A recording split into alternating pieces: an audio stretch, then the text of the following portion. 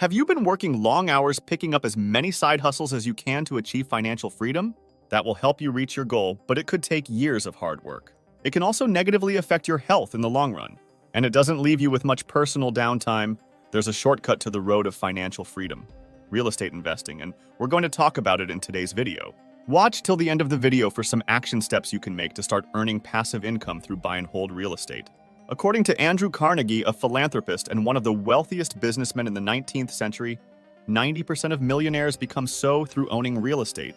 Many financial advisors agreed with Andrew Carnegie, like Daniel Lesniak, the co-founder of a real estate coaching business, and Dottie Herman, CEO of Douglas Elliman, a real estate brokerage empire that made more than $27 billion in annual sales. We all need a place to live in. The population is constantly increasing. The bigger the population is, the higher the demand for housing will be, so you can be sure that there is always money coming in from this kind of investment. Of course, you should do your homework, study the market, the location, the legalities, and everything related to real estate investing. There are many real estate investment strategies. Some common ones are rental properties, house flipping, real estate investment trusts or REITs, wholesaling, and house hacking.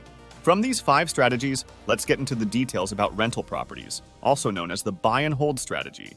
This strategy has 2 types. There is short-term buy and hold, where you should not hold the property beyond 5 years. And long-term buy and hold is from 5 to 10 or more years. The concept here is to buy a property, rent it out for a few years, then wait until the value appreciates so you can sell it for a profit, ideally for a significant gain. T. Harv Eker, author of Secrets of a Millionaire Mind and a speaker about wealth and motivation, was right when he said, "Don't wait to buy real estate. Buy real estate now and wait."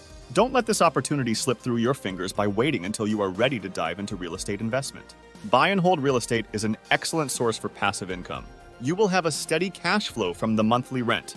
This can cover the mortgage costs, insurance costs, and other housing expenses. Another advantage is from the increased property value.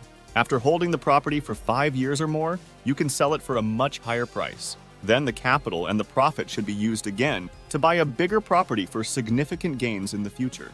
You can also take advantage of the tax benefits that come with residential rental properties. Things like advertising costs, cleaning costs, homeowners association fees, utilities, maintenance costs, and much more. Consult a tax professional to see what works for your situation. Look for a CPA that specializes in real estate rental, or better yet, look for one that has rentals of their own. One drawback of owning rental real estate is that it can be a headache managing tenants, like looking for the right tenant to live in your property, collecting rent, and accommodating their needs and wants. However, if you hire a property manager to deal with renters, the weight of that responsibility is lifted off your shoulder, but you will have to shell out some money. Tenants can also damage your property. That can be an additional cost to repair, but then you can have it included in the contract. You should clearly state that the tenant should cover the repair costs in the event the tenant damages a part of the property. As a smart real estate investor, repair and maintenance costs should be factored into the whole buying and holding decision. There is a risk of losing out on the monthly income during vacancies. The length of the lease should be outlined in the rental contract, and it should state that the tenant needs to give you advance notice when they decide to leave. It should be at least 30 days, so that you can find another potential renter when they move out. Are you weighing the pros and cons of whether buy and hold real estate is right for you? Share your thoughts in the comments section below. If you are considering getting into it, keep watching for some tips on how to get started. If you find this information helpful, click the like button, subscribe to our channel, and share with your family and friends. Let's get into how we can start buying and holding rental properties. First, set a budget. Ask yourself, how much am I willing to invest as a beginner investor?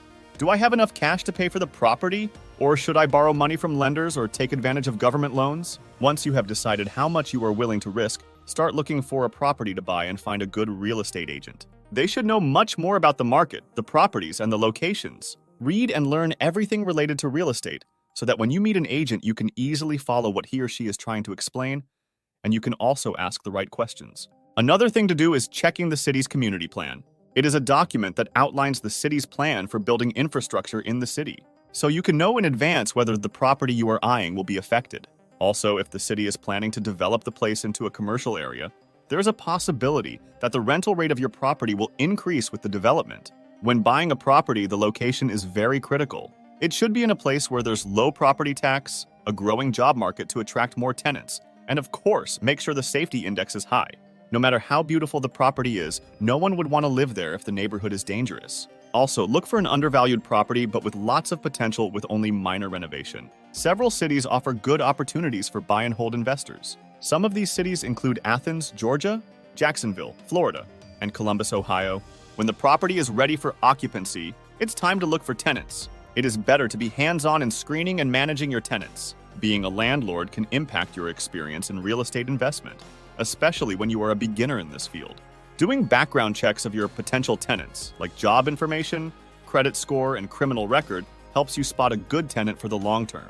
After a couple years of directly managing your rentals, you can start to hire a broker or a property manager to handle all this, so that it isn't so much work for you. Then you will really feel the freedom of passive income. Without any effort and time from you, the money keeps coming in. Finally, you have to decide how long you are going to hold the property. When the market value exceeds the original price and there is substantial equity, it may be a good time to sell it. Or perhaps the property tax has increased too much. You might consider selling it then. Rental properties are an excellent source of residual passive income even into your retirement years. Just remember to manage it properly, continue learning about the market, and build a knack for determining a property's intrinsic value. Take advantage of its potential and turn it into a profitable one. Investing in real estate is a step closer to your financial goals that will lead you to financial freedom. I hope that this video answers your questions about the buy and hold strategy in real estate investing. Subscribe to our channel and hit the bell icon for notifications whenever another wealth building video is released. If you like passive income, you'll love this next video.